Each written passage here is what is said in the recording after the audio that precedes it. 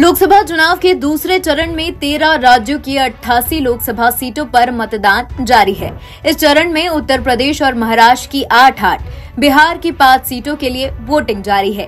केरल की सभी 20 सीटें इसी में शामिल हैं। कर्नाटक की 14, राजस्थान की 13, मध्य प्रदेश की 6, असम की 5, पश्चिम बंगाल और छत्तीसगढ़ की 3, मणिपुर, त्रिपुरा और केंद्र शासित प्रदेश जम्मू कश्मीर की 1 सीट के लिए दूसरे फेज में मतदान जारी है।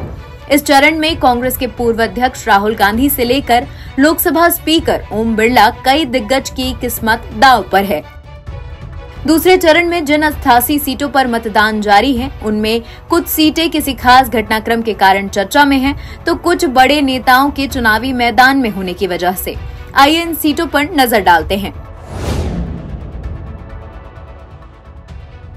हिंसा को लेकर चर्चा में रहे मणिपुर की आउटर सीट के लिए दूसरे चरण में 26 अप्रैल को वोटिंग जारी है। केरल की वायनाड सीट से राहुल गांधी चुनावी मैदान में हैं। इस सीट से लेफ्ट ने राहुल गांधी के सामने एनी राजा और बीजेपी ने सुरेंद्रन को मैदान में उतारा है। कोटा सीट से लोकसभा स्पीकर ओम बिरला बीजेपी की टिकट पर चुनाव लड़ रहे हैं। ओम बिरला के सामने कांग्रेस ने बीजेपी छोड़ पार्टी में आए प्रहलाद गुंजल को टिकट दिया है। उत्तर प्रदेश की मेरठ सीट से अरुण गोविल की उम्मीदवारी की वजह से ये सीट चर्चा में है। बीजेपी ने मेरठ से टीवी के राम अरुण गोविल को उम्मीदवार बनाया है।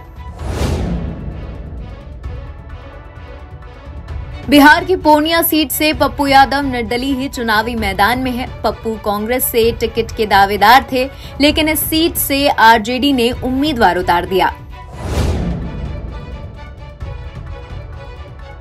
खजुराहो सीट से मध्य प्रदेश बीजेपी के अध्यक्ष वीडी शर्मा चुनावी मैदान में हैं, लेकिन ये सीट इंडिया ब्लॉक के उम्मीदवार का नॉमिनेशन खारिज होने की वजह से अधिक चर्चा में रही।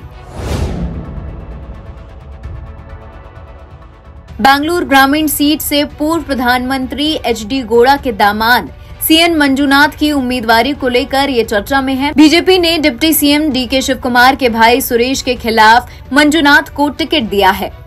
बता दें, लोकसभा चुनाव 7 चरण में हो रहे हैं। पहले चरण में 102 सीटों पर 19 अप्रैल को वोटिंग हुई। 7वें और अंतिम चरण की वोटिंग 1 जून को होनी है। वहीं लोकसभा चुनाव के नतीजे 4 जून को आएंगे। एनबीटी ऑनलाइन की रिपोर्ट।